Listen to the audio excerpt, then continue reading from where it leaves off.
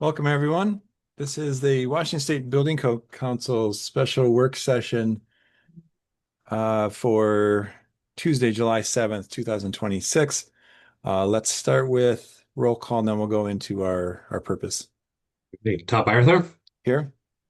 Jay Arnold, Here. Scott Bastiani. I'm not seeing online with us just yet. Jason Benway, not seeing online. Tom Handy, Here. thank you. Angela Haupt, Here. thank you. Roger Haringa, Here. thank you. Ty Menser,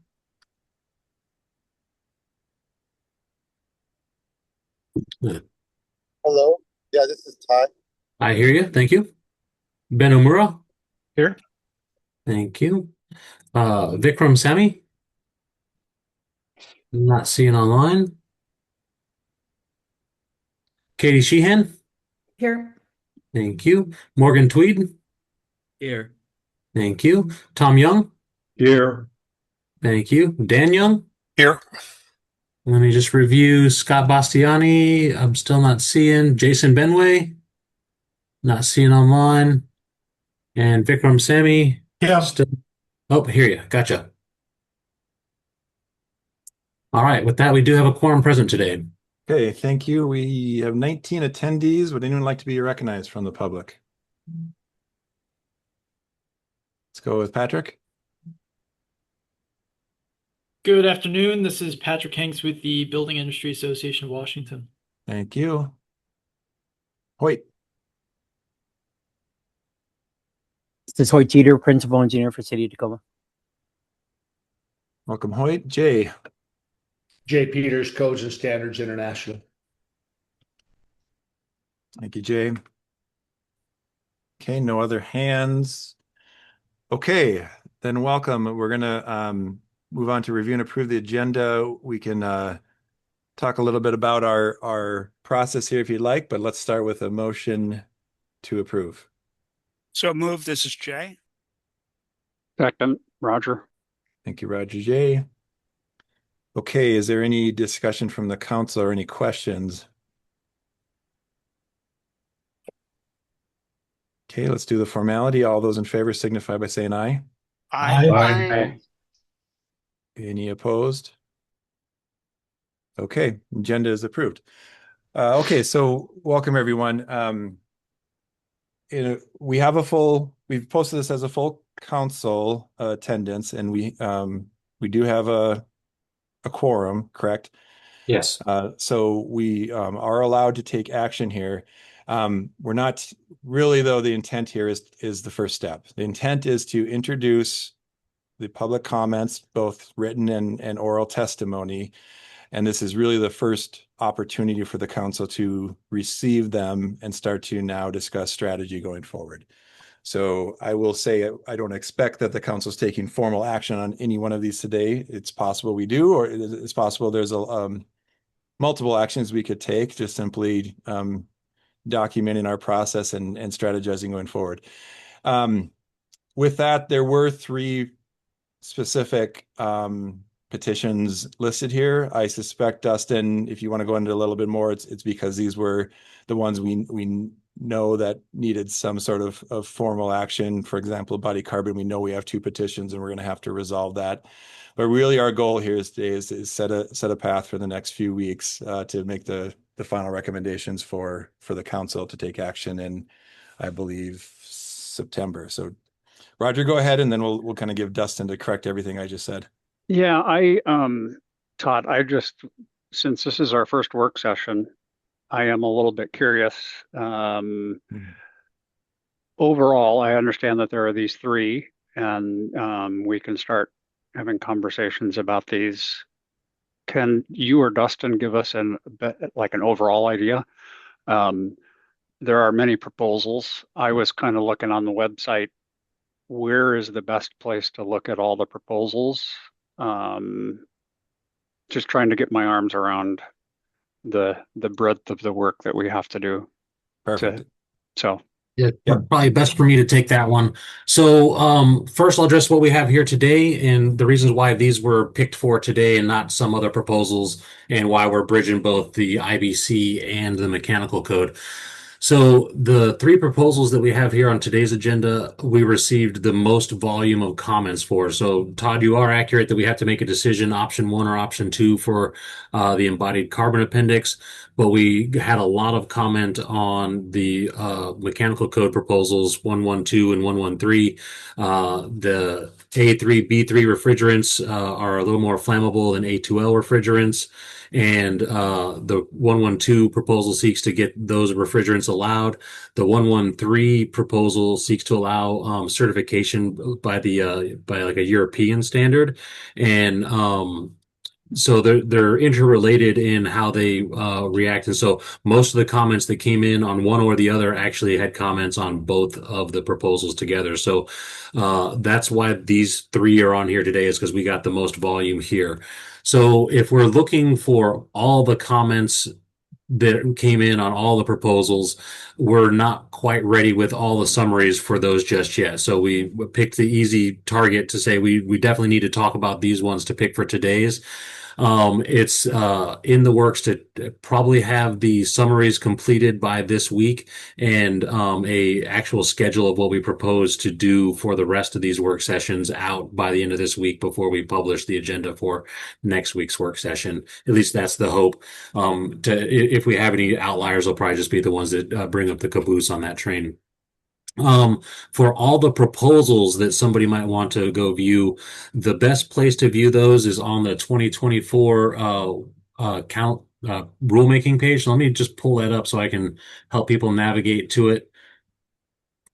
So if you go to the SBCC homepage, at the top of the page here, we have our 2024 code adoption drop-down menu, and that pulls you up to what we have for all of our different codes that we have in the works right now. So for example, for today, if we're looking at the IBC, all the code change petitions that came in for WAC 5150, they're down here at the bottom of this particular drop down in here. We're working to update the links for the videos and the transcripts of all the public testimony. So this is going to be updated here probably this week as well. And for the mechanical code, it is here as well. Similar format in shape. We have the petitions received for the IMC and IFGC down here at the bottom. All the preliminary reports are in here, CR 101 and 102 filings, and we're working to get the transcripts and videos updated here. One thing to note is that the links in each of these sections will actually go to the same transcript and video links for these different dates here. We didn't have separate hearings for those codes. For what the goal is for today is to, like Todd said, receive the public comment, start absorbing what they are asking the council to do, or if they're supporting things without any changes. The one thing we cannot do is make a motion to have a final, this is the final rule that we're doing for any one proposal. That is going to be set for our August 28th council meeting date. So we have the rest of this month on Tuesdays, and leading up until August 18th is the last work session we can have where we are looking to put changes into the CR 103. At that point, we have a statutory deadline of August 21st to post what our final rules are going to be. And we have to post those 7 days minimum before final adoption on the rules. And that's why we can't make a final motion on a rule here today, because the public needs time to digest that before we make those rules. So with that, as we go through here, we have for first on our list, we have the embodied carbon proposal. We have Hey, Dustin. Go ahead. Okay, before we jump right into that, I just want to make sure the council now establishes what our essentially how we're going to approach this today. So is everyone understanding that we're going to scope out, especially these three petitions? We are not taking public comment, meaning the public record is closed in terms of testimony. So everything now needs to be channeled, I'm proposing, through the council members, but it's up to the council to establish kind of our protocol going here, as this is not, work sessions are not formally in our policies. So let me just give a minute for the council to comment on any of that and how you want to approach today and future meetings. Go ahead, Ben. Thanks, Todd. And yeah, I think that there was an intentional change to the agenda to note that what the public comment kind of options were. I guess in for this for these work sessions, is there the opportunity to bring in expert testimony from or get clarification on some of these public comment items if there is something that the council deems is needing further information or wanting to get a little bit more information on what's being said? My opinion is yes, but that now is the time to talk about that. So thank you, Ben. Go ahead, Roger. Yes, a little bit related. I just wanted to put out there that we need to be a little bit careful about garnering additional public input. We have these public comments that the council is required to consider. I think required is probably the right term. And while, yes, we can reach out to those people that made comments, and I think as a council member, I can always try to get a technical expert to help me understand the issues a little bit better. I just would suggest that we need to be careful about going out and garnering a whole bunch of additional public comment, because that kind of minimizes the importance of the public comment that we have received. So that's my only caveat to Todd's answer, in my opinion, is yes, we can reach out to people and so that we can better understand, particularly those people that make comments, if we want to understand a little bit better what their comments were meant to say, as well as the proponents, reaching out to the proponent and say, if we have this additional comment, how would that modify or how would that change your proposal? So just wanted to add that. And Roger, I agree. And I'll give an example. I've done a lot in my material seat. I've done a lot of stakeholder engagement offline after receiving comments, trying to better understand the position so that I can represent them here. So I think that's how I'm approaching some of the relevant petitions related to the materials. Go ahead, Vikram. Yeah, I agree with Roger on that. I think we got to be careful about opening it up too much. However, I think there may be a case for if we need a point of clarification, from a technical expert, bringing someone in if that need arises. Yep, I agree. And I would propose, again, for discussion, if there are amendments now that the council feels needed in response to public comment, I would propose that those get channeled through the representative seats and bring to these meetings to the full council. Anyone opposed to anything that has been said here? Okay. If not, then I would propose we move into the embodied carbon petition and try to understand the scope and make sure we remind everyone what has been submitted in CR 102 rulemaking, and then start to discuss strategy and how to address any comment. Go ahead, Dustin. Alrighty. So for the embodied carbon appendix, we essentially have two options running through the CR 102. The option has not been it's not a new process for us. We've had CR 102s with options in the past. And so moving forward, we do need to choose one or the other. The 118R4 petition is one that evolved out of the tag process and was proposed up and has three different pathways. It has a materials tracking pathway. It has a building reuse pathway, and then it also has a performance pathway. The 24 GP1 118R4 with the WLBC or WBLCA at the end of it is a proposal that came out of the BFRW tag, massaging that a little bit further. And instead of having 3 pathways, it only has the 1 pathway, which is the performance pathway. We received 19 specific comments on this proposal. We have 6 comments that are in opposition. We have 13 comments that are in support. Of those 13 comments that support it, we have 6 of those comments showing a preference for option 1. 3 of those are showing a preference for option 2, and we have one other that is, or we have 3 that are supportive of either, and one other comment that suggests we align better with 2027 code language. And I didn't get a good idea of what that particular language would be, but that was the suggestion that popped out of that one. So to try to summarize all the different lines that we have here in opposition, a lot of them have the same points, pointing to that the building codes are for health, life, and safety, not necessarily environmental policy. We have some pointing to increased design costs. So the administrative burden of doing the embodied carbon reporting will be a front-end cost that is passed on to consumers, and in certain chains can increase housing costs.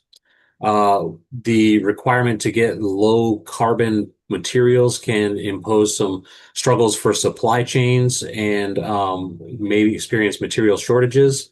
It's pointed out that this is a new topic for jurisdictions to enforce, and that there would be learning curve enforcement burdens for local jurisdictions.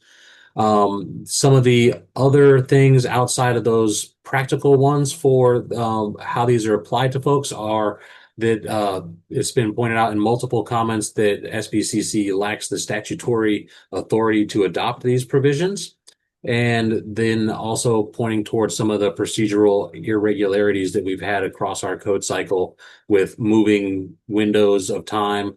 And also they're pointing out that they feel that they have not been brought to the table adequately to support their view for these embodied carbon provisions. When we get to comments that are in support of it, the supportive points are that these provisions align the building code with the Washington climate goals. It is flexible for local jurisdictions. These are optional. This is an optional appendix. So if a local jurisdiction decides to adopt it, they can take on the enforcement burden. There is comments out there that it is already feasible and cost effective, that local architects are already doing some of this reporting, and it's penciling out in their views.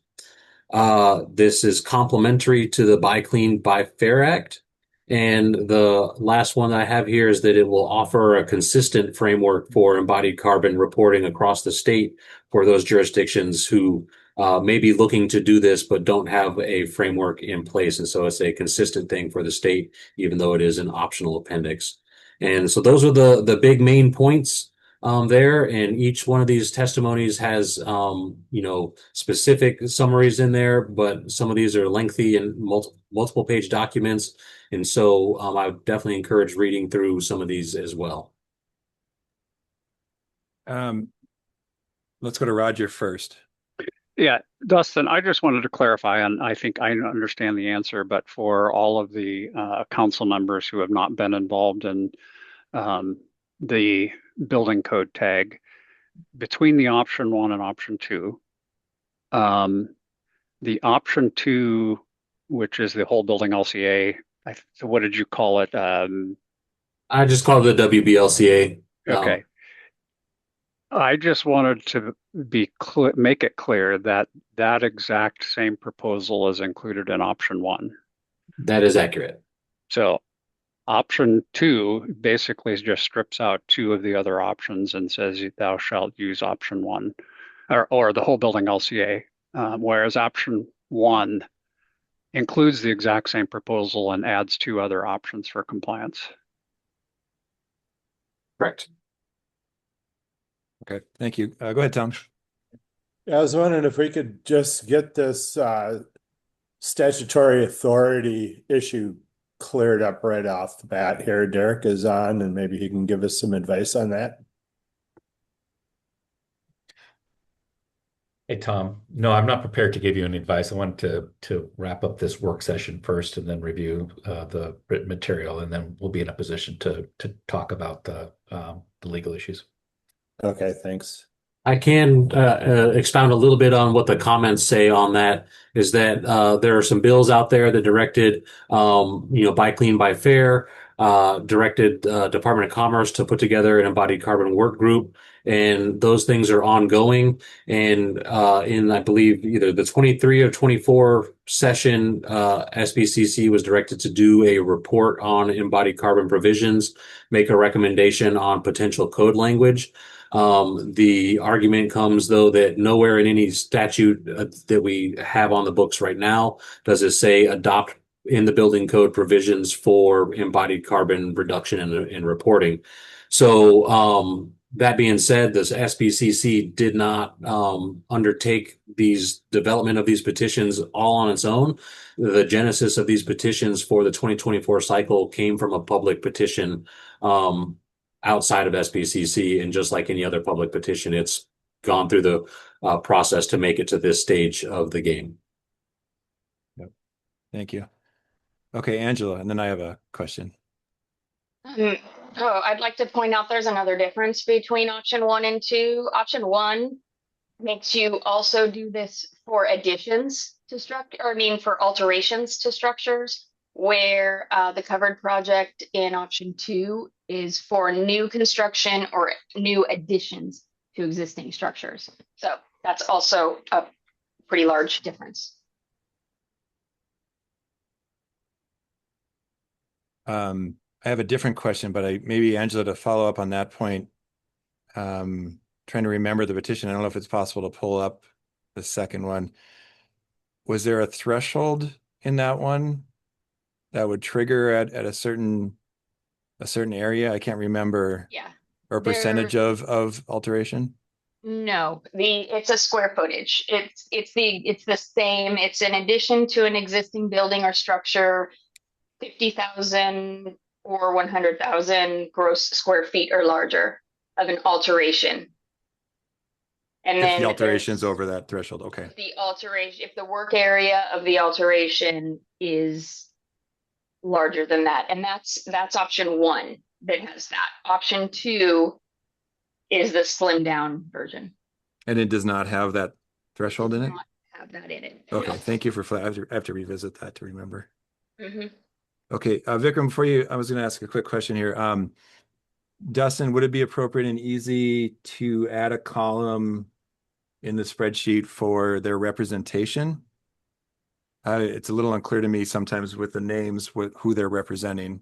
Yes, I can get that put in there real easy. Okay. And then, okay, I'll defer for a second here. Go ahead, Vikram. Yeah, I just want a point of clarification maybe, or to raise the question about, some of the opposition was on the basis of building codes are deal only with health and safety. Is that correct? And I'm not sure that's correct, right? So we have energy codes that ostensibly don't, right? We have different aspects. We have water conservation in some building codes that maybe don't necessarily directly address health and safety. The broader definition is health, safety, and welfare. And you could argue that, carbon reduction is a matter of welfare. So I just wanted to bring that up. Okay, thank you, Vikram. Roger, go ahead, and then I have a follow-up question. As a addition and or clarification to Vikram, I have had chapter 1 of the IBC here in front of me ever since I joined the State Building Code Council, because section 101.3 says provide a reasonable level of safety, public health, and general welfare. So every time I hear, health and safety, that is not an accurate portrayal according to the verbiage that is in the building code. Okay, thank you. Okay, I'll raise a question for the council and for Derek as you're going through your assessment on authority.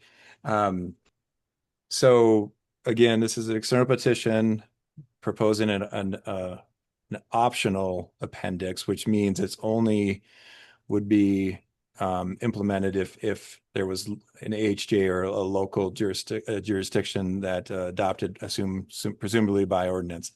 So that would be the power to adopt this, or the legislature, of course, could direct this, use the power of the legislature to direct the council to do this. So to me, it's a framework.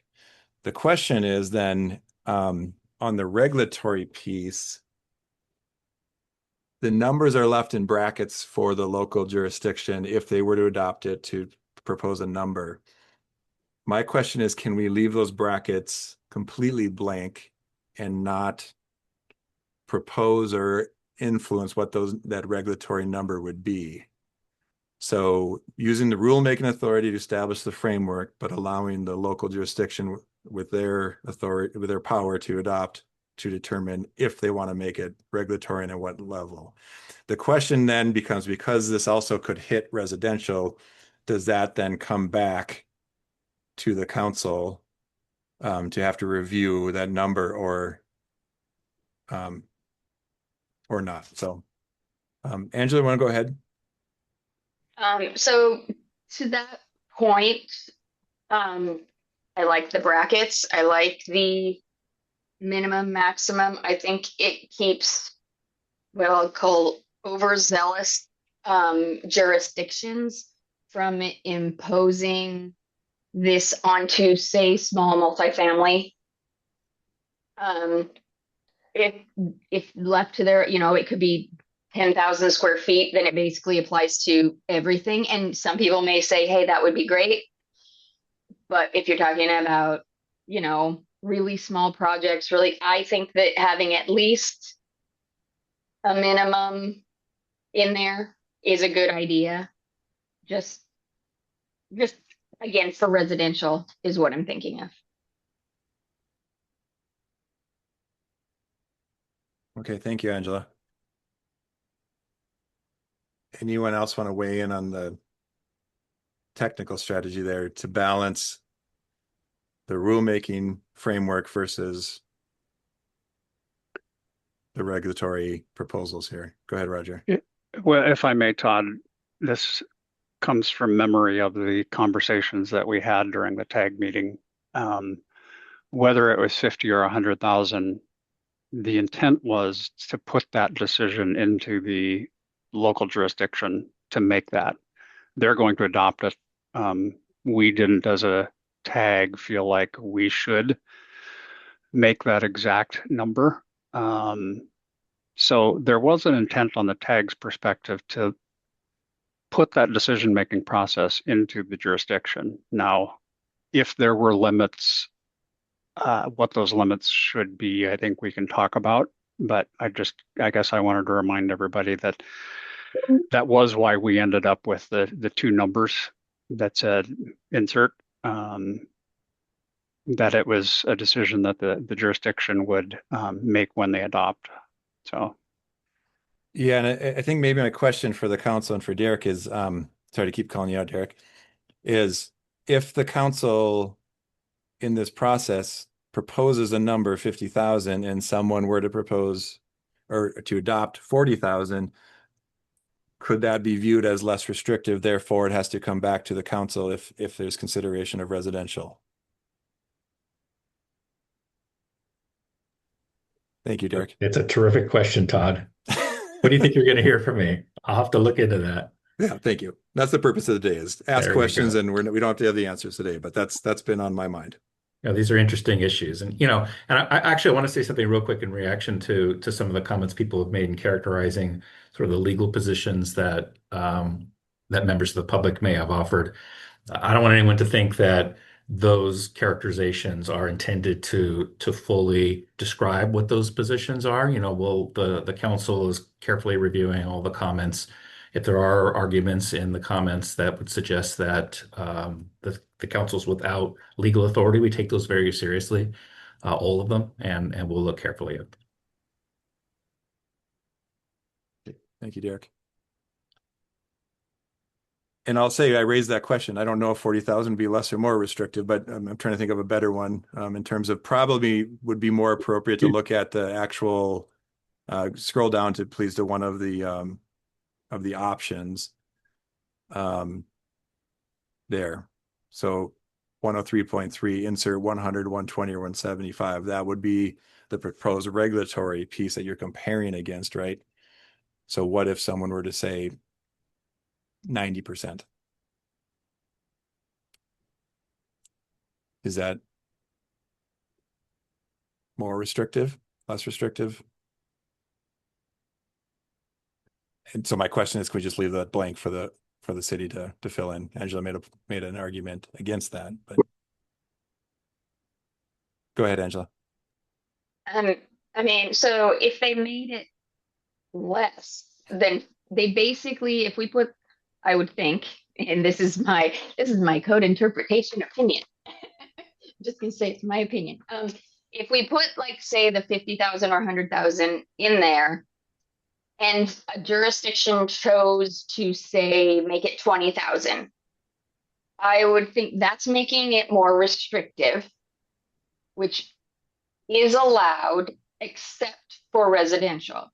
If they wanted to do it across the board, then that's when I would think, would need to bring it back to us.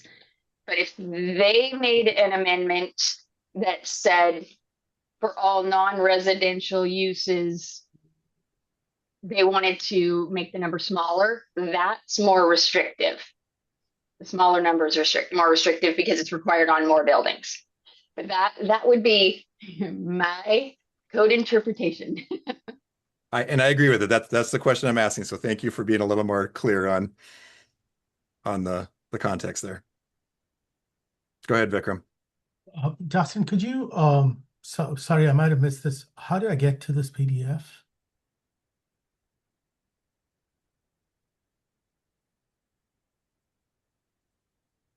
Apologies.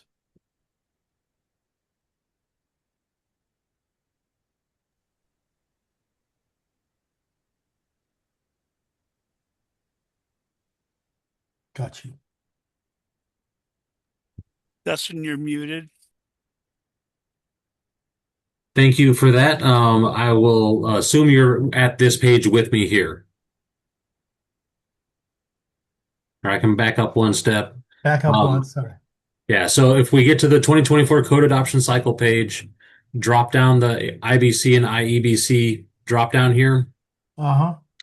And it pops down, and down at the bottom of this section, click on the IBC code change petitions. And this is the list of all the petitions we received for the IBC and IEBC. And you'll be scrolling through there. Unfortunately, they're not in order of code proposal number. They're more in order of the chapters they're applicable to.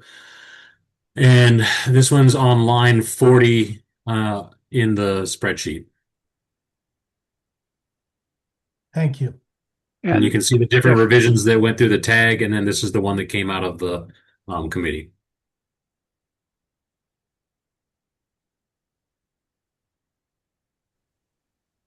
Okay. Thank you for that. Tom, go ahead. Young. Yeah. Okay, so the list of comments, are these all the comments received? Because someone No, these are all the comments received for these proposals that we have here today. We have quite a few more comments for different proposals, but we wanted to get everything co-located and summarized that are applicable to these because we got more comments on these than any other proposal in the spreadsheets that we have.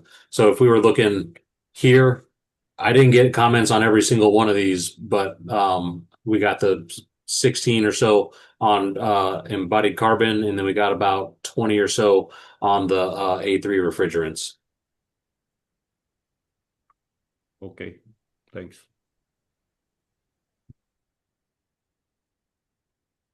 Okay. Do we want to spend more time on this? Are there any other current questions on this appendix? Go ahead, Roger.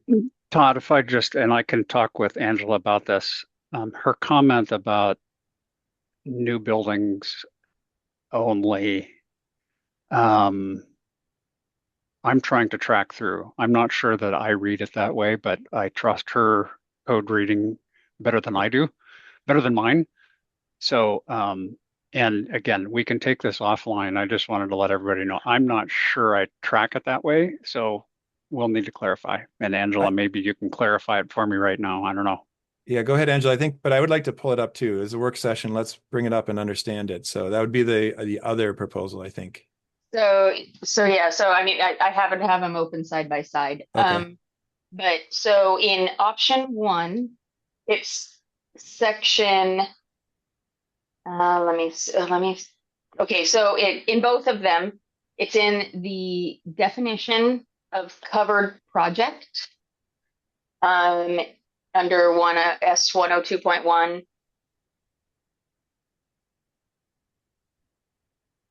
Oh, let's see.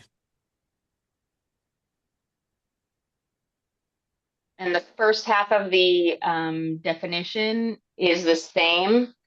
And then in option one, it has the semicolon and then or an alteration that impacts a work area of whatever gross square feet or larger. That is not included in option two. Option two, that was removed. Oh. Okay, so I'm looking at the two proposals that were put in CR 102. Okay, let me pop that open. So they aren't matching what you just put up. The second one, maybe, but I pulled up the documentation through CR 102, not through the spreadsheet.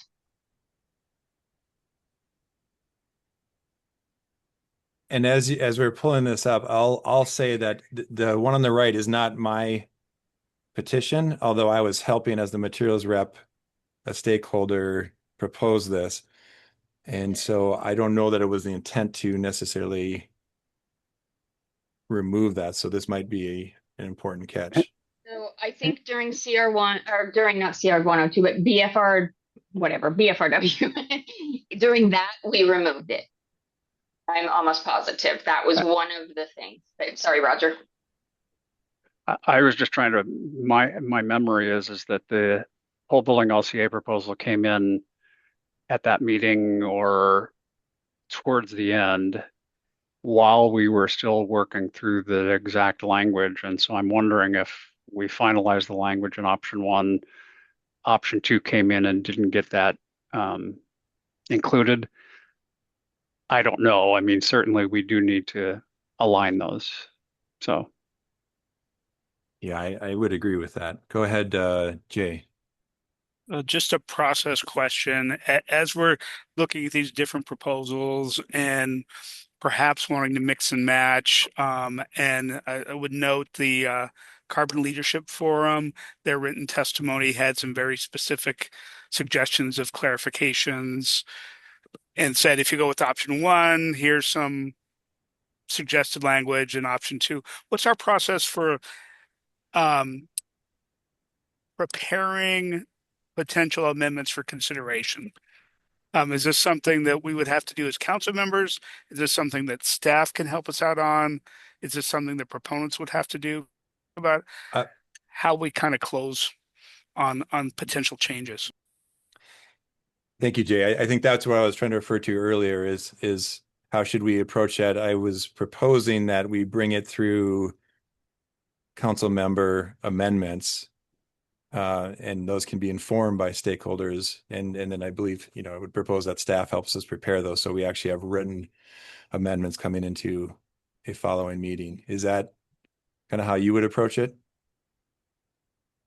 I think that makes some sense. Okay. And if today during this work session, perhaps as council members, we can indicate potential intentions to prepare amendments so that we can coordinate and not duplicate effort. Yeah, that's what I was thinking also. So thank you for raising that. Okay, Angela. Well, okay, so then if we're, saying that maybe it was removed on accident, then I would go back to the spreadsheet documents where it was actually removed from both of them. The one he showed on there before didn't have that last sentence in there, I don't believe, but also it shows in the option 2 very deliberately that it's crossed out. I guess I'm not in favor of having the alterations in there, just another. So I'm just pointing out where it's happening. Angela, I think it was crossed out because the pathway where you're reusing the building was removed. And that could have been. If I may, go ahead. Whether it should be or not, I'm not sure. But again, remembering the process.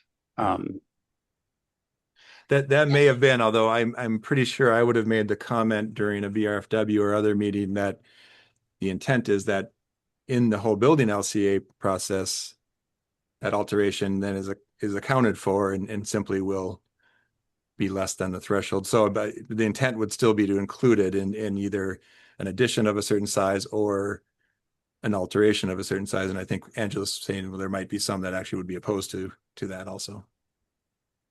I'm just saying I'm opposed to that. Yeah, that's fair. Okay. Well, it sounds like at least we could request a amendment here that we could look at next meeting.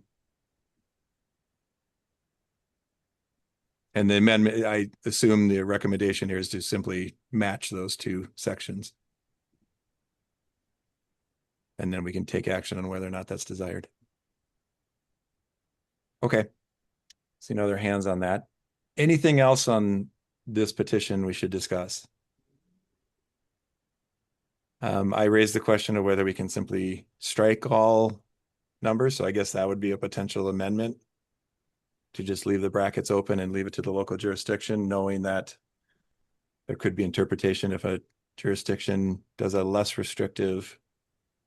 But I think that the gray area there for me is, I don't know, I can't think of a precedent where on an optional appendix, we've addressed that. I'm sure there is one. Go ahead, Angela. I had a question other than that one. Okay, go ahead. Section S104.2 in both. I'm just making sure it's obvious in option 2 that if you miss the mark, there's no penalty. You just have to update your documentation to the materials that were actually used, provide a report explaining why you couldn't use the materials that were originally documented, and provide another report. In option 1, I would again interpret it that way. But I'm just wondering about the shall be resubmitted for approval. Is that approval just that they've accurately documented, or is that the building official can reject it and make them tear the building apart, which would be totally flying in the face of this appendix in the first place? So that's kind of my question on that. Okay. Thank you, Angela. Go ahead, Vikram. Yeah, I had a question about your the brackets thing. I just want to make sure I understood what you were proposing over there. Oh yeah, and thank you. Please, thank you for asking that, especially coming in fresh. So in RCW, there's a requirement that local jurisdictions can adopt more restrictive requirements in the codes. They can't adopt less restrictive.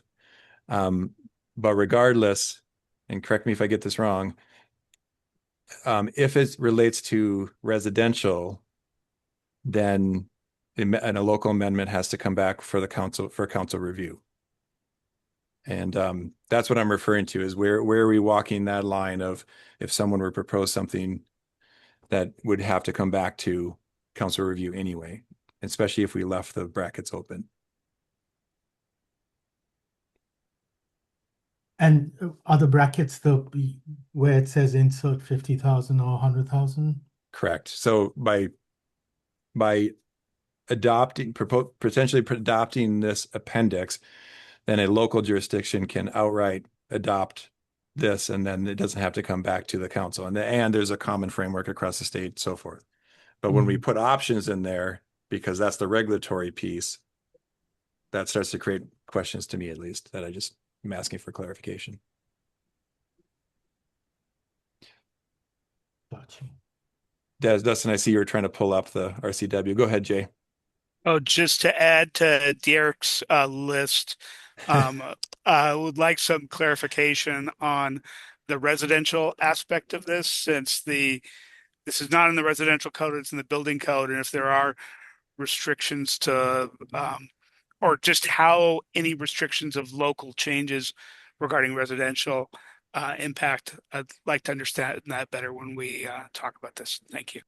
Yeah, just so folks to understand, you bet, Jay, for folks to understand, I'll work with Dustin and his staff on collating these questions and come up with our best legal judgment, offer that up in a meeting. We'll have to have some conversations about whether or not that when we have a discussion on the record regarding this, as to whether or not it's something that's subject to an executive session or not, but we'll make that determination at an appropriate time. Okay. Let's go with Roger. Yeah, I'm just trying to, so in looking at these two, I had pulled up the, let's see, the version at the bottom of the code change proposals. At the bottom of the building code on the adoption cycle page, the 2004 IBC code change petitions. I'm a little afraid, just there's a whole bunch of versions up on the screen, that if we click on the CR 102, are we positive that those are the exact same? What got posted and what is in the CR 102? And I would just say that I would have to go back and do a close read, because that's a lot of editorial marking in that document right there. Yeah. Here right now, I wouldn't be comfortable seeing. So if we are going to make from a formal, if we're going to propose an amendment, it should be actually on the CR 102 version, because that was what was published. Correct? I think that's the most accurate and right thing to do. Okay. All right. That's what I wondered. Thanks. Okay, thanks. Katie, and then I have a question. Yeah, just going back to this 50,000, 100,000 thing, would it, and maybe this is for Dirk to add, the question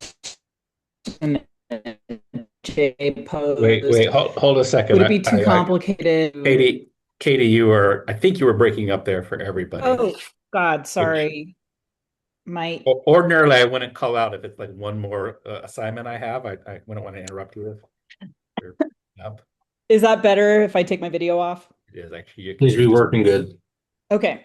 What I was thinking is, could we have it be the square footage determined by the jurisdiction except for residential uses, and then provide a baseline in that instance? So say 50,000 or 100,000 of residential use, and it could be available for commercial use to whatever the jurisdiction decided. Or is that in order to avoid that question coming back to us, not that I wouldn't want to help determine that, but, just to reduce that kind of procedural requirement. Yeah, now I'll say my intent for asking the question is, because there are questions on authority that, there could be a difference in the opinion of the council between the framework and the regulatory piece, the actual numbers. I also think that while this is setting a framework for local jurisdictions to adopt, I also think it might help the legislature if they want to weigh in on that question and use their ability to determine what that is as elected officials. So for me, that helps relieve then some of the questions of authority versus power. And then my follow-up question, this is probably not a legal issue, but it's probably more of a strategic kind of question for the council. Does the council see a difference, and I do, between the whole building LCA strategy versus the A1 through A3, which is now more of a procurement? Now, I think you could argue that both strategies are also procurement, but would that sway or change people's opinions on either, both, or neither? If you're asking more of that procurement question of A1 through A3. So you don't have to answer it. I just want to raise that question here for future discussion. Yeah. Go ahead, Vikram. Yeah, so I had some points on the other thing, but I want to respond to your question over here. Personally, because I do run whole building life cycle analysis on projects, and so I do have some experience with this. And in my opinion, I think you got to do apples to apples, and because you can, when you run a whole building life cycle analysis, do A1 to A3. And I would encourage that path because to me, when it comes to codes, so A1 to A3 and largely A5 even is controllable. It's what we know, right?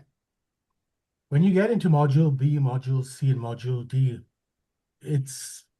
we're in Nostradamus territory, right? It's what we think will happen in the future, right? And we have good guesses, but there are, technology 15 years from now, 20 years from now can change, right?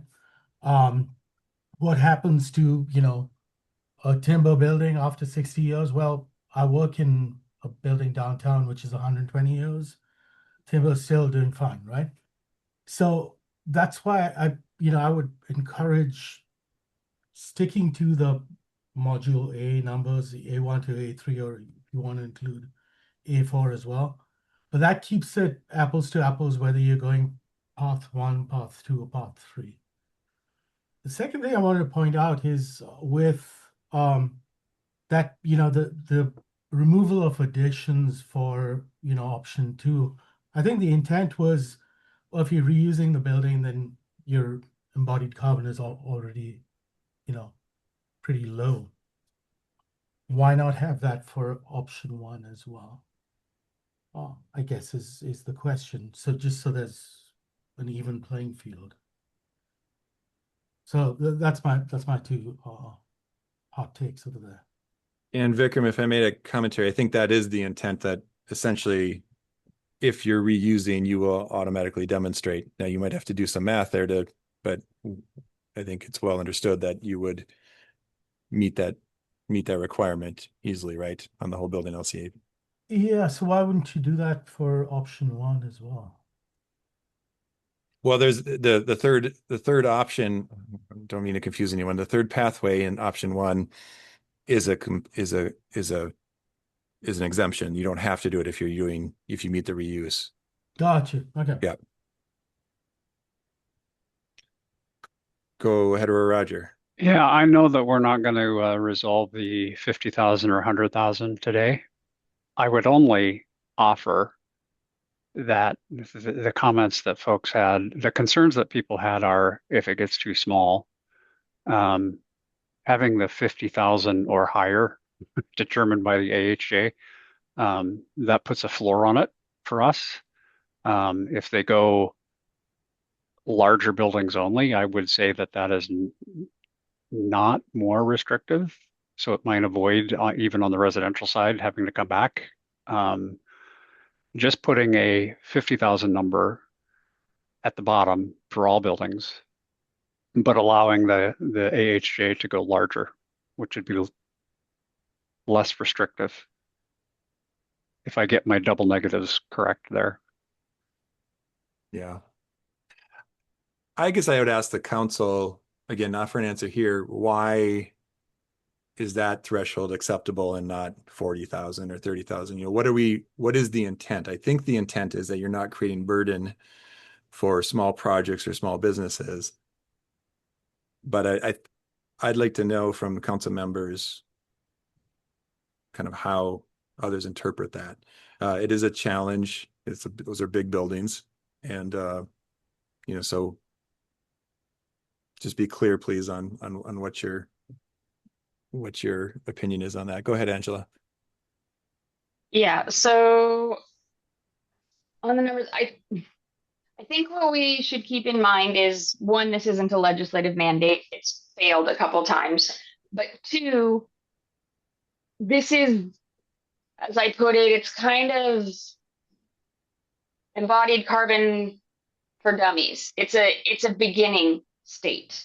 It's your beginner level, especially option 2, to try to get people comfortable with what they're being asked to do before what will inevitably become mandated by legislation. So I mean, I don't think that leaving those numbers, I think, are good numbers. Again, I think it's an introductory level. And again, I just don't want to leave it blank and have it apply. Basically, a jurisdiction could just leave it blank and it could apply to every IBC structure, including residential. So I don't know if that's where we want to put it. So, I mean, just pointing that out. Okay, thank you, Angela. Go ahead, Vikram.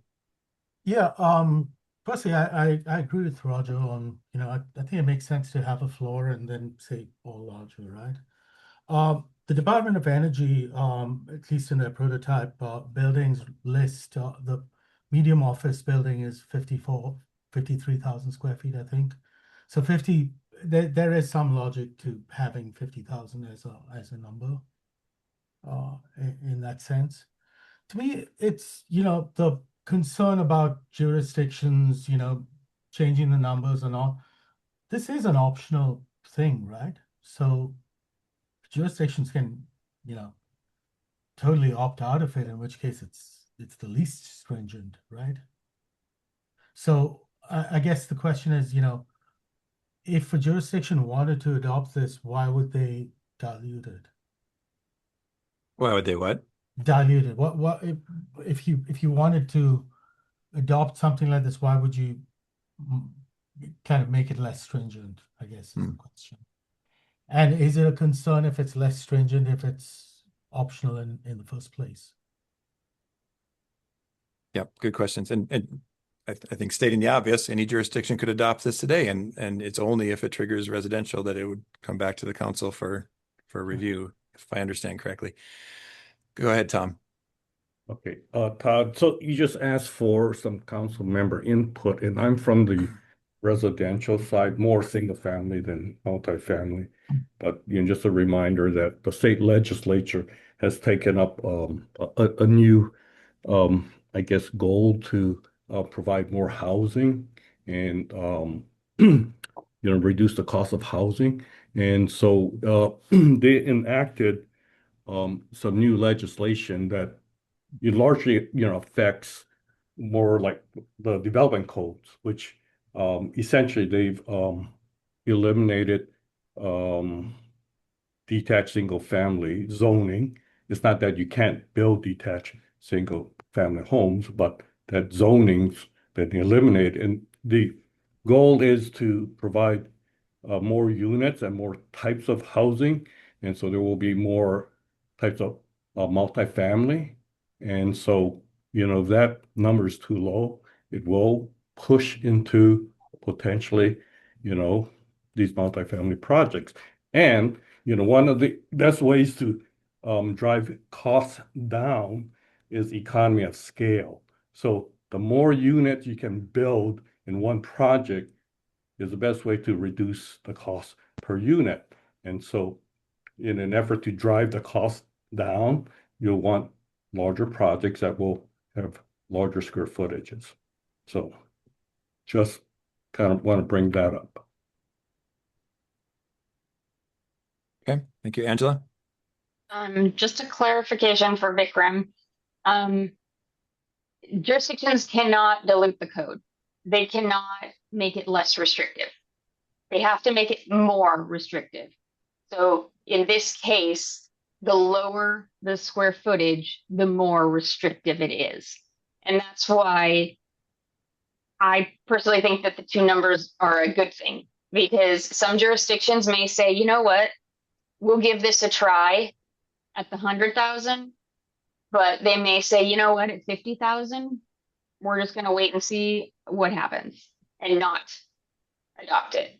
So I think you need to keep in mind that, again, like I said, this is kind of like, body carbon for beginners, is you want to encourage people to do it also, which I know could fall into Todd's point of leave it blank and give them a blank check.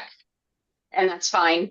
My only concern, I don't have a concern with non-residential with that, honestly. I really don't. But residential, I just feel like we have to put a floor in there. And so that's just for me. And I think it was mentioned something about what's residential, and that is defined in RCW for anybody that's curious what a residential project is. So, but anyway, for residential, I want to see a number. Okay. Roger, why don't you go ahead, and then I think we probably should start to wrap up and move on to the other petitions. Go ahead, Roger. In my discussion about floor, I got to the end as I was explaining it and wondering if my double negatives were right. If the floor is 100,000, fine, let's make it 100,000. That kind of leads me back to just leaving it at 50 to 100, where we started from. And then I also, as far as residential goes, a pretty typical number that I see for a square foot per unit is 1,000 square feet. Some are bigger, some are smaller. At 50,000 square feet, we are talking about 50 units. And maybe, common space, maybe that's 40 units or something, but you're not talking about single family or sixplexes or, even 20, I don't know, there's some definitions out there of, 22 units or something like that. So at 50,000 on the residential side, you're talking about 40 or 50 units, which is not a small project, in my opinion. So that's it. Okay. And go ahead, Jay. And then just to give some color for Vikram's question on why would a local jurisdiction customize this, one of the considerations for me as a local elected official is going to be scale for something new. Is this going to apply to dozens or hundreds or a handful of projects across the jurisdiction? And that's going to depend on different cities on the state. And it may or may not want it to say, it's a policy consideration to say whether, do we want this to apply wide, or do we want it to apply to just a few projects and see how it goes? And different jurisdictions may look at that differently. So just some background on that. Thanks. Okay. I'll put one final question in here is, I suppose it is possible that certain versions of this or adoption of it excludes residential, and that would clear up a lot of the question. I'm not proposing that. I'm just saying these are the questions I have in my head. Okay, Vikram, why don't you go ahead and then we'll try to move on. I just want to clarify or point out that what we're talking about, like the embodied carbon and life cycle analysis, it's not new. This isn't like we're not talking about uncharted territory. This is something that people in the industry have been doing for at least 10 years, right? It's something that, we've done multiple as a practitioner. So it's not something that should be a surprise for anyone in the industry. So with that aspect, I think, it's not as experimental as, it would seem. I just wanted to kind of alleviate some of those concerns. Yeah, thank you, Vikram. And I think any of those of us that have operated in California already understand these provisions. Okay, I'm going to propose that we move on unless there's anything else that needs to be said today. Thank you. Let's close this one out. Oh, go ahead, Jay. I saw you flash. Yeah, just wanting to understand if there's council members that are thinking about amendments so that we can talk offline and avoid duplication.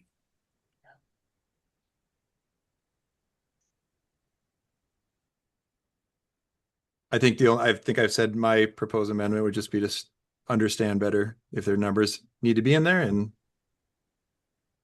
I heard, I think we should bring forward the amendment on the covered project just to see it and take action on it. So it is written down. The other thing I will throw out there is there were some interesting clarifications from the Carbon Leadership Forum that involve I think the jurisdictions that are most likely to adopt this, and I'd like to bring forward their suggestions as an amendment. Okay. On that, Jay, can we just scroll down, please, on the first one? I did have a clarifying question that I wasn't sure what got filed on were there the revised CLF numbers in this petition, if you keep going?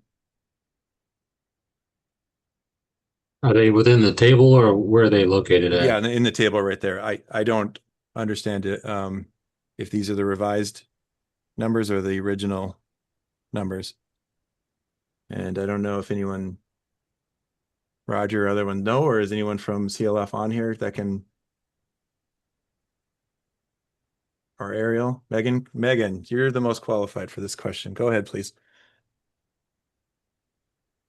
Thanks. So we did provide edits because the CLF revisions were not included in the document that we saw. So to Jay's point, the proposed technical edits that we made with clarifications include updated numbers. But we're not looking at those right now. No.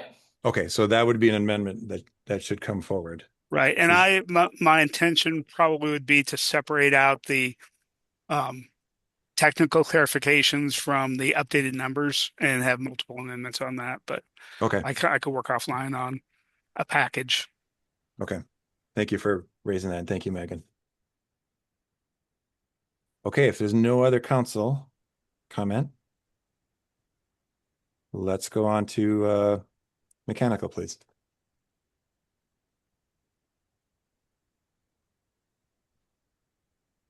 Let's close out of these. All right, so for the mechanical ones, we have proposals GP1 112 and GP1 113. We've got let's see, 38 comments on this particular set of proposals. We have 14 of those in opposition. We've got 15 of these comments that support. And then we have 9 other comments that are supportive, but with modifications. Looking towards the opposition points, they're pointing out that the IEC would bypass the U.S. safety standards, such as the UL and ASHRAE standards. There is concern about the introduction of more flammable refrigerants into residential settings, which brings higher hazard to the occupants and HVAC technicians. There's concern that the industry is not ready, that the A2L rollout is still being absorbed by the industry, and the release of the B3, or sorry, I might be speaking out of, but the new propane style refrigerants might be an overload for them. There's concern over supply chain issues for the new refrigerants. There's concern that the list put out by NEA is not accurate, is not an appropriate list to use to justify the use of these refrigerants, because in that list they don't evaluate the safety of the chemicals. And the last point of contention for adopting this one is that the chemical breakdown of the use of these kinds of refrigerants leads to the PFAS chemicals, which are forever chemicals that stick around in if you ingest them into your body, they kind of hang around for a long time and may or may not have big impacts for your health.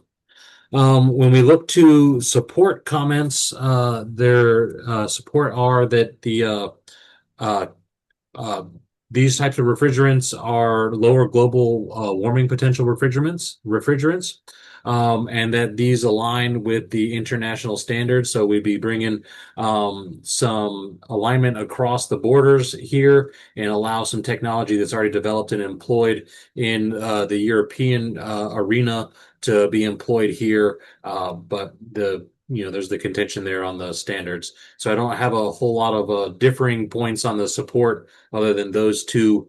And I'll pause for, it looks like Ben. Thanks, Dustin. Yeah, thanks for going through kind of the summary of what we're seeing from the public comment.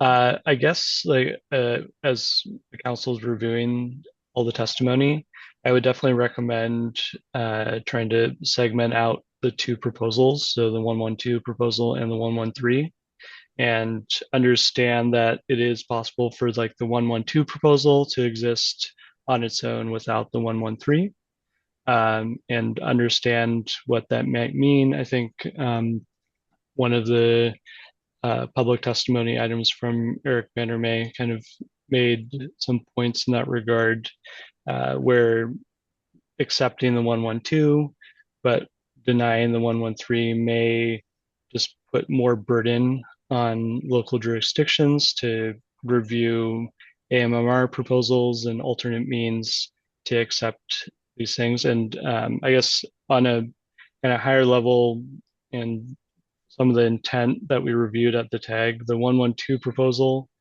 is really meant to align what's in the mechanical code with the current ASHRAE 15 standard, and really kind of bring it up to the same level, so it's staying in tandem with that. Whereas the 113 does look at those European certification standards as an option. So that, I think that would be a good way of looking at it and discussing these as we go forward. I guess the other point that I would raise, and this is where maybe Dirk and the AG folks can provide some more insight on for the 113 proposal, and I guess maybe to a lesser extent the 112. What are the any kind of implications or other issues, concerns with adopting either the IEC kind of standards as an option, or some of the public comment introduced another European safety standard EN 378 for compliance. So just so I'm tracking, Ben, the question would be: is it lawful for SBCC, State of Washington, to adopt those European standards? Right, and yeah, if you look at a lot of the public testimony in opposition to especially the 113 proposal, that was one of the primary sources of contention. Gotcha. Okay, I'm tracking now. Understood.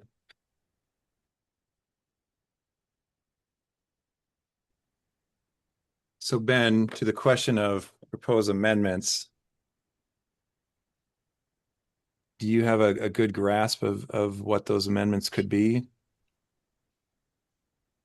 Yeah, thanks, Son. Yeah, so definitely still reviewing all the testimony that got posted. But I think they're similar to what we looked at from the embodied carbon proposal.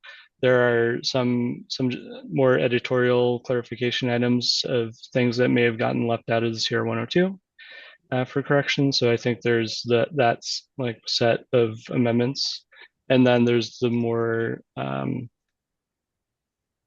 other ones that are providing some additional clarifications or other language to be introduced that I think would be good to look at holistically. And I can definitely take the lead on engaging with some of those stakeholders and people that provided testimony to help hopefully consolidate those into a recommended package for amendments. Great, thank you. Looking for any council questions on either of these proposals. We have plenty of time, so go ahead, Roger. Yeah, Ben, I guess I am trying to understand the idea or concerns people may have about adopting a European standard. Everything we have is based on ASHRAE, and this would be outside of ASHRAE. Is that a correct statement? So the primary method, the way the code indicates compliance, and I'm using a very broad brush here, and I'm definitely not the compliance expert, but is using a UL Underwriters Laboratory standard, which is tracking and based in many parts on the IEC standard that's referenced. So it's the same number, 60335-2-40. However, the one that's referenced in the code currently is the UL version of that. That has kind of gone through an additional process to localize it for the United States. Okay. And I guess to add, ASHRAE provides like standards for different applications. So in this case, a lot of it's based on the refrigerant application for this type of equipment. And that also references some of those same standards. I'm just trying to understand, would there be an issue with adopting a European standard? And, you know, if it makes sense. And yeah, maybe I will need to educate myself better. Yeah, the fortunate thing is we had great testimony on this, both oral and written. So it is going to require the council to sit down and really understand this topic.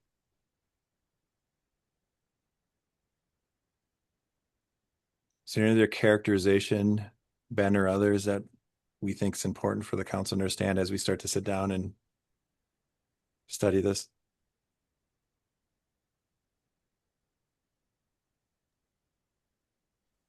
Go ahead, Vikram. You're on mute, Vikram.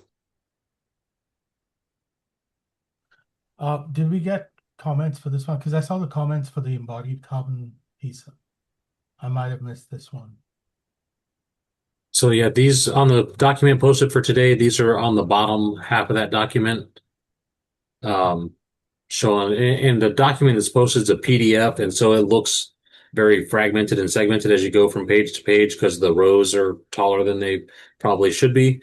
But all these are on the document for today. Gotcha. And then all the letters will be posted if they were written, correct? Yeah, they're linked within here. So if there's written comment, it's highlighted purple here on the far left column. You can click there. It'll take you to the written comment in its entirety. So that one I just clicked on number 115. We have the email coming in from that one. And then we have, well, this is an oral comment request on that particular one. And then here on the second column over from the left is a link to the testimony transcript. And instead of breaking the transcript into individual pieces to link here, we just have the one document, and the link itself tells you where to go within this document to find this testimony. And so if we were looking at, let's say this one, I didn't activate the link, sorry. Now it takes you to this email we received, and they're just suggesting we remove this reference to the table out of that one. But if there's attachments in here, they've been combined in one big PDF with the original messaging that comes across, so you can see everything that came in for the particular written comment. Okay, thank you for clarifying that. Go ahead, Ben. Thanks, Todd. Yeah, I guess the other kind of just maybe explanatory statement for these two proposals is that the intent for them is to provide additional equipment options. So it's not restricting or imposing new requirements or added cost for projects, and it's really to open up and broaden out what's available and possible, and provide some rules and other processes to use this type of equipment. And a lot of the basis you'll see in the proponent information is going to be for these very low GWP refrigerants, natural refrigerants, particularly the A3 refrigerant propane or R290, which is, as a natural refrigerant, as it breaks down, it does not produce those forever chemicals, the PFAS chemicals. So it's presenting an option where we're seeing, based on recent legislation, the Department of Ecology is now forming a task force to review and potentially develop new rules for a transition to these ultra low GWP refrigerants. So it definitely, if not now, in the future or near future, it's going to be very important to have these pathways available. I think that's a lot of what the proponent language is trying to do, and trying to bridge this gap that we're seeing in what's available in regulations currently referenced in the codes and what's available in the international side with the IEC regulations. That's helpful. Go ahead, Vikram. And could I ask for some clarifications here? So is what's being proposed R290? Or I just want to understand what's being proposed, what the potential reductions in GWP are. So what's the benefits, what's the risk, and just try to weigh that. Go ahead, Ben. Feel free to have a dialogue here. Yeah, sure. And like Vikram, I definitely recommend like going through some of the proposal language on that. I think there are some background information on there and different references on there. But yes, like R290 or propane is a A3 refrigerant, so it'd be covered under these proposed changes to the mechanical code. And if you look at like a GWP comparison, it's like a single digit GWP versus R410A, which is over 1,000, and like the current A2L refrigerants that are like, I don't know, between 400 and 700 GWP. So it's a big change, and one of the challenges with going to a low GWP is the options are not as plentiful, and you have things like CO2 or propane, where the equipment gets more specialized, especially for CO2 based equipment. So yeah, I think this is maybe Dustin, maybe look at 113, might have more of that information.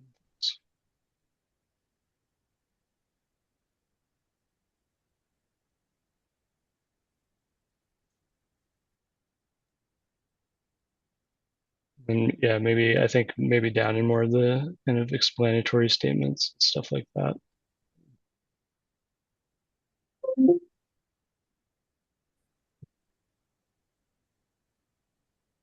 Yeah, and then yeah, you see all the links in the proposal to additional documents that if anyone wants to get more information, I would recommend checking those out. And Vikram, you get to these the same way we got to the ones in the building code. Gotcha. We head to the IMC International Fuel Gas Code drop down, head to the code change petitions, and they're listed right here on lines 22 and 23. Gotcha. Yeah. And then Dustin, to that note, can you advise us on how best to also go read the CR 102 so we can read between the petition and the CR 102 filing? Yes. So the CR 102s, are here in the same drop downs up at the top. We have the CR 101, which has no code language proposed in it. The CR 102 here. If you click into them, you'll see the form that we have to submit. This table that's in here is kind of a summary of what the changes are, the rationale coming out of the tag discussions, and the proposals that are associated with these change. Once you scroll past all the changes and the form work, we get into the actual text of what's going into the WAC as a result of these amendments. And so these are shown strikeout and underline, show the changes. The one thing that I would caution folks to be aware of, though, is if there's a new section in here, it won't say a mandatory section above. It'll just say new section, and everything underneath it won't be underlined, but will be new language. So that's something that just is a nuance that if you're in practice of reading these WAC change documents, you'll know to look for, but you might not see that coming through. And I'm not sure if we have any in this particular document from memory, but it is a issue. Sometimes you'll miss changes if you're not aware of that. But it is good practice in my experience to have them side by side and just kind of understand both what the intent of the petition is and make sure we get as many eyes as possible on the CR 102s to make sure we've captured it correctly. And that's the same. We got the energy code CR 102s in here. All the CR 102s are there. The only one you won't find is the wildland urban interface code, which is we're waiting on mapping to even do anything with this as we move forward. We've got the expedited rule that puts it in a reserve status filed here.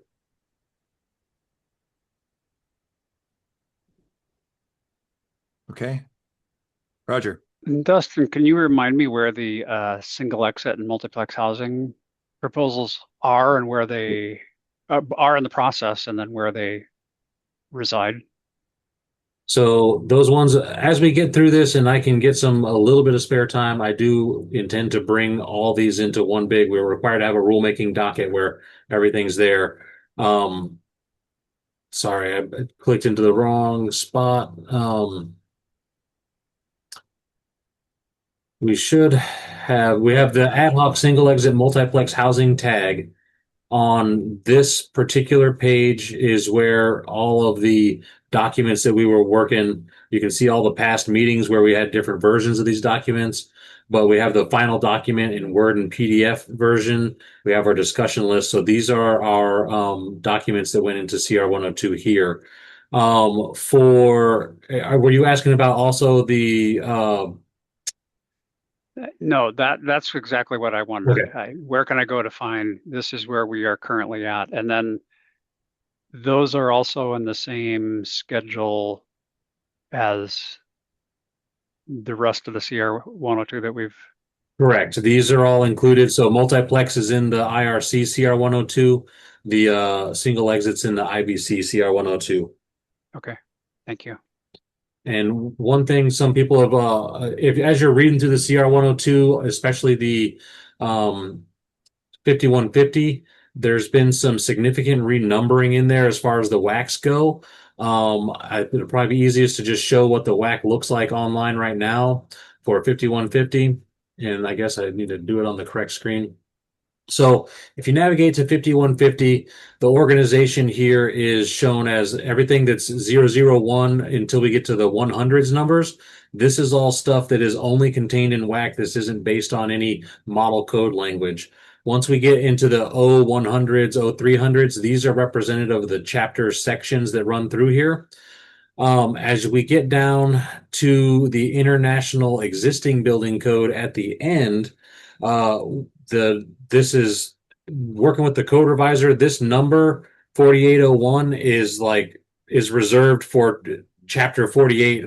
What I've done in the new numbering is taken the international existing building code out of WAC 5150 48 480,000 and put it into a new number that lets it line up after any anticipated appendix numbering within the IBC. So after chapter 47 or after chapter 35 in the IBC, chapter 36 would be appendix AA or whatever the model code number appendix is. And so what I've tried to do is renumber this so that if we have amendments going into any appendix, all the way through appendix like double Z, that we have numbers ready to use in there and we don't have to renumber these in the future. But just so people are aware, all these reserved sections that have nothing in them, they're going away by this action. They'll still stay reserved, but there won't be anything there for any of these. And the existing building code is going to move to, I think, something in the 600s, if I remember correctly. But just in case there's numbering questions come up, it is renumbered significantly in the WAC. And it's very clean if you look at it. Like the IBC Appendix Q is 51.50-5200 and R is 5300, S is 5400. So I think it's a good structure. Okay, go ahead, Angela. And you'll see them in the CR 102. So a question on the CR 102, what does underlying text mean? It means it's new to the WAC. So it's traditional It's an underline addition. strikeout if it's an existing section. So even if it's existing text in the 2024 code, it's still fully underlined in the CR 102. Correct. Okay, I'm tracking your question now, Angela. So because that got moved, anything that was in WAC 480, etc., is shown as strikeout and is moved to the new WAC. Just scroll down to it. And so here's an example of the new section. So it's not going to be underlined, but these are all new WAC sections to put this in order so we don't have any movement needed if we have any other amendments coming down. So even though these are existing amendments, these aren't new sections. There's a couple new amendments that are coming into the IEBC, but those aren't specifically shown in underline here. If you were going to look at those, I'm not sure if our table up at the top succinctly describes that. Let me double check.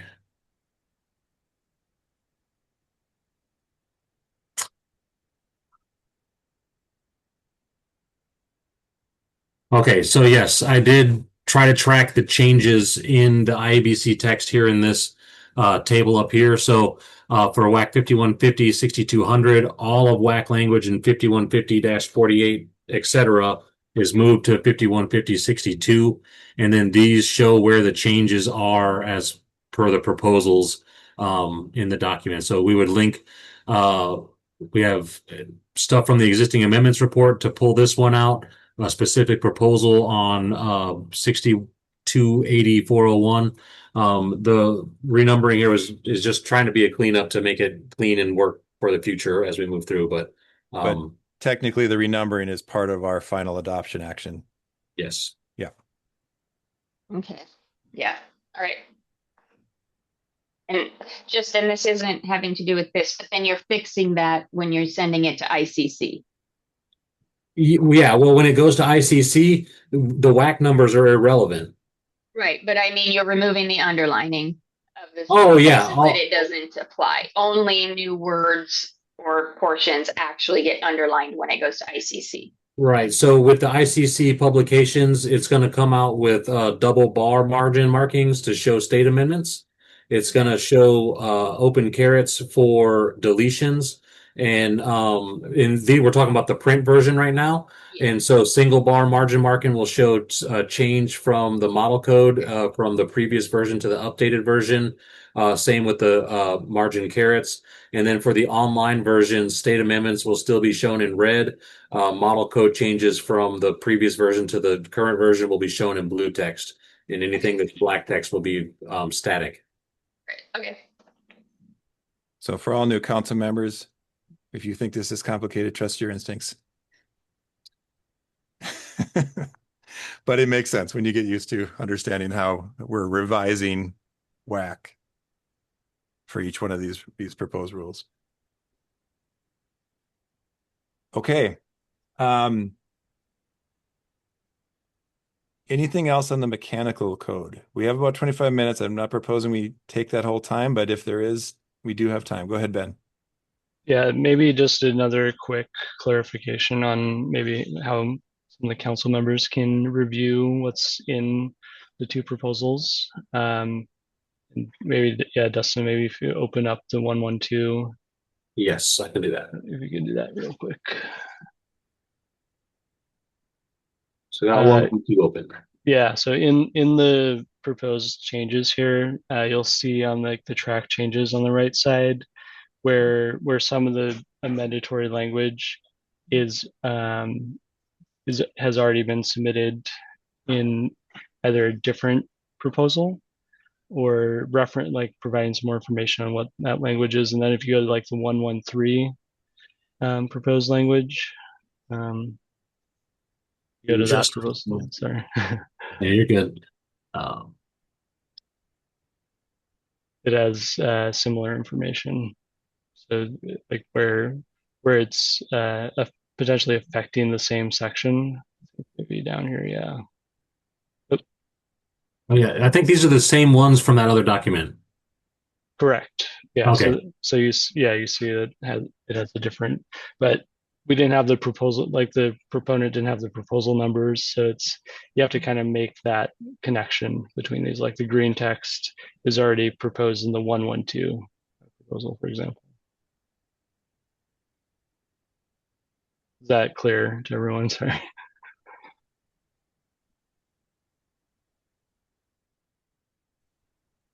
Okay. Go ahead, Tom. Okay. Hey, Ben. So I'm just want to maybe make sure I'm kind of understanding what this proposal is about. So I guess this proposal is introducing, more alternatives, equipment that's using some kind of refrigerant that we currently don't use. And this refrigerant is probably better for the environment because, and it's more energy efficient. And then the opposition is that, it's the refrigerant is flammable and maybe could be a safety concern. And yes, Tom, so I guess specifically what we're looking at here is there's new exceptions that are being introduced to existing mechanical code sections for these A3 and B3 refrigerants. So yeah, like you're saying, it's allowing for equipment using those refrigerants to be installed.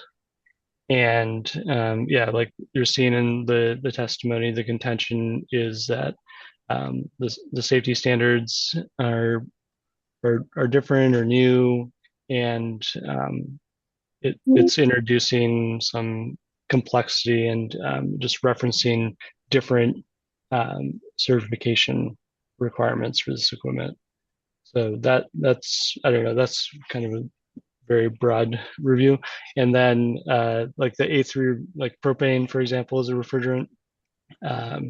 It's not necessarily more efficient, but it does offer a much lower GWP versus other refrigerants that are available now or have already been phased out from availability to be used. I guess does that answer your question? Yeah. Okay. And that's good. That's a good clarification.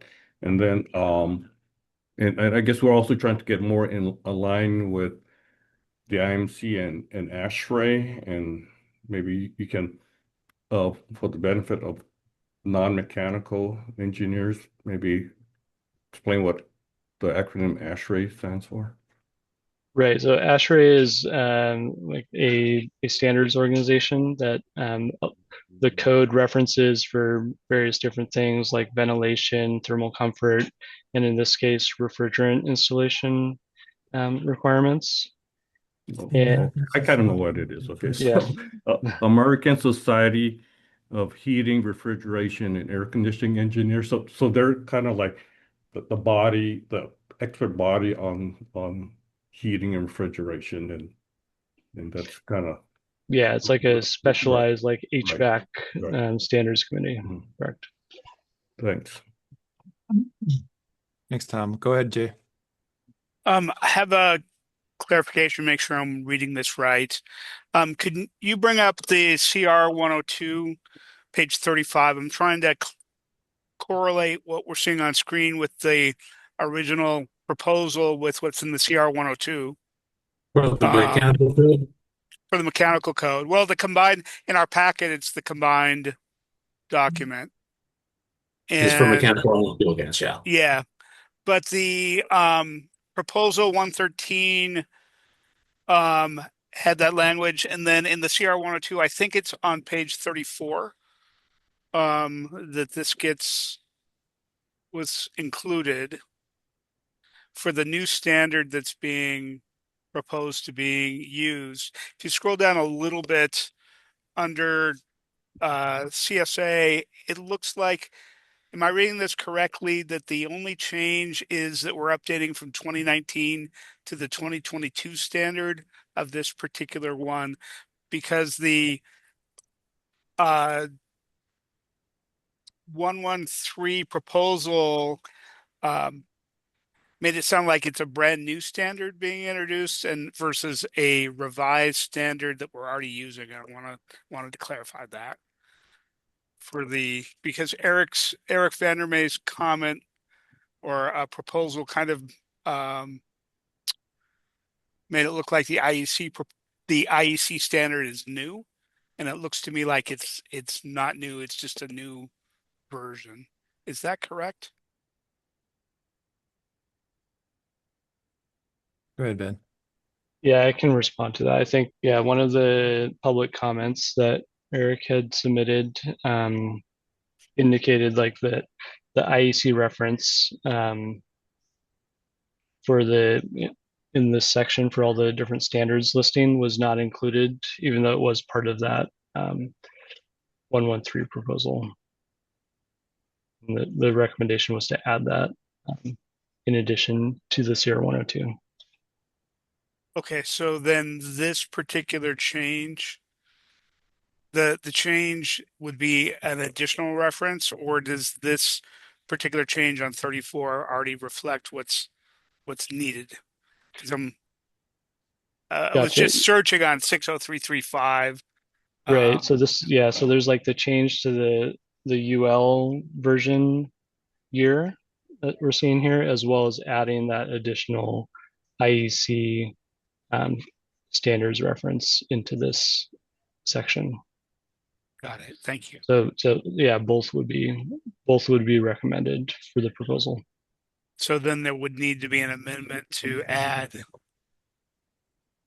the IEC reference because it's not part of the CR 102. Yep, correct.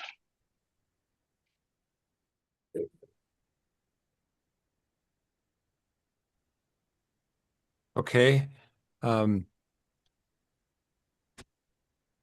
Anything else on this? Did it answer, Jay? Okay, thank you. Thank you, Ben. Anything else on mechanical, or do you want to have just a 5-minute discussion on next steps? For everyone attending, I think what we've kind of moved today is reach out to relevant council members with questions or proposed changes, or use the contact us, form or email on the SBCC website, sbcc@ds.wa.gov. And I think we'll work offline with stakeholders on any proposed amendments, and then bring those forward in the following meetings. Next one is next Tuesday at the same time, 1:00. How would the council like to organize these meetings going forward? Now, as we have a rhythm here, we'll see more and more of these comments and documents being posted. How would you like to structure the next meeting? Would you like to go with specific topics again? Would you like to review proposed amendments? Go ahead, Roger. Yeah, I mean, I was wondering, there has to be a whole lot of the proposals that may have been comments that were editorial.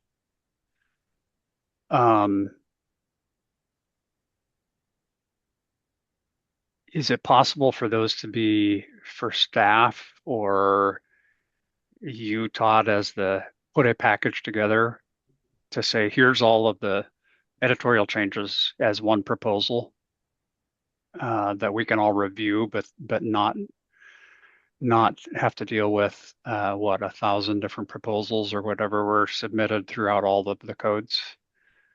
Roger, maybe another way to ask that is, are we going to have a tracker? And then, Dustin, is that possible? And then the council's able to easily scan and say this is proposed as an editorial change. Yeah, that's the intent here as we get forward. I can add another column to say if there's the changes, editorial change. I think some of the stuff on this sheet shows some, minor editorial changes.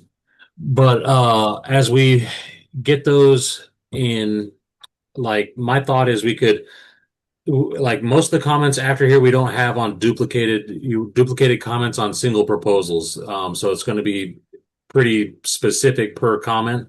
I can run through and characterize those as support with no modification. That would be something that if we're going to move proposals forward, we don't necessarily need to respond back to those comments, just acknowledge them.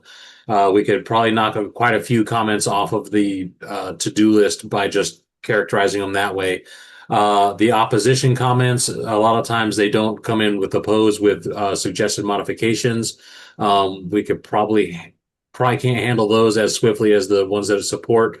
But I think that after dealing with these proposals that we have here before us today, that it might be best to maybe separate them out by code and run them that way.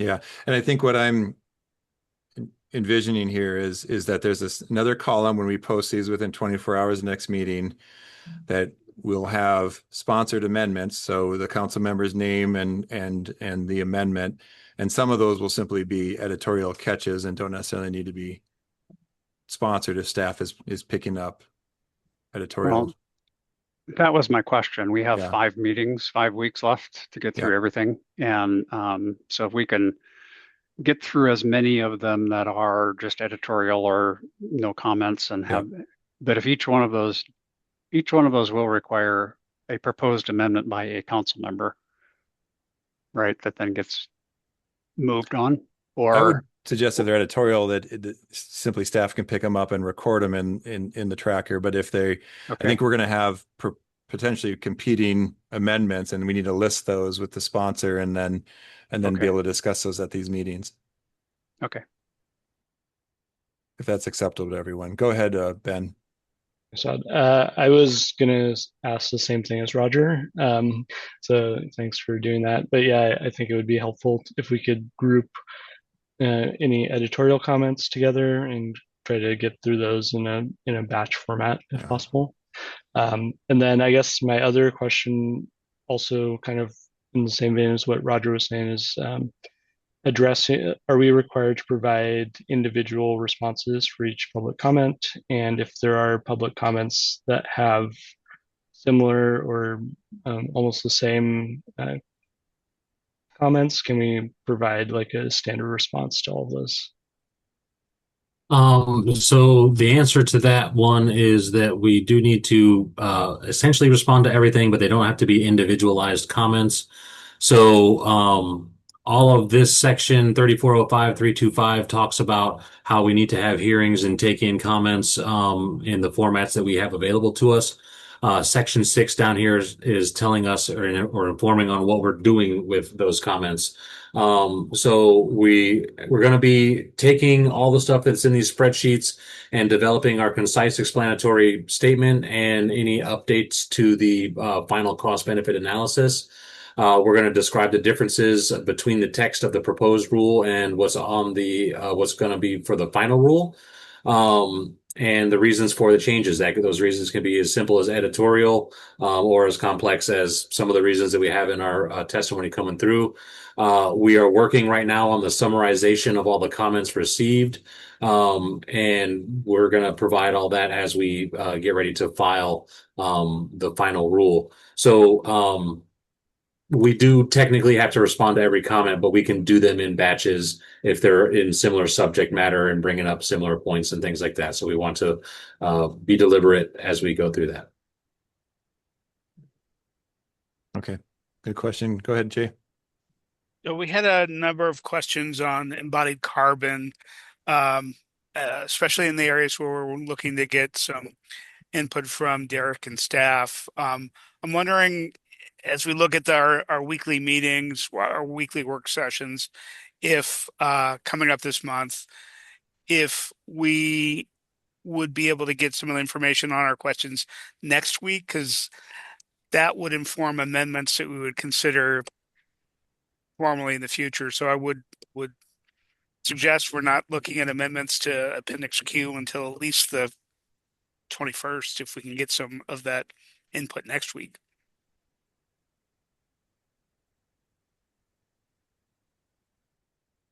Okay. And I think we're going to try to get those answers out to you as far as some of the questions on embodied carbon. Not sure if Dirk's still with us to guarantee that, but we'll be working with him to get those answers as soon as possible. Yeah, I am here. Can guarantee nothing, but we'll work diligently, Jay, to be responsive to your needs. Great, thank you. Good answer. Okay, well, we'll take this offline and propose an agenda and kind of reach out. Please feel free to reach out to me anytime and we can kind of discuss this and then get something posted well in advance and be flexible when we review and approve the agenda next week. But we'll do our best to try to, if there are specific topics we're going to address, so make sure that the public knows we're going to be discussing those. Okay. Anything else from the council? Okay. Thank you very much, everyone. We will adjourn. Thank you, everybody. Appreciate it. Thank you. See ya.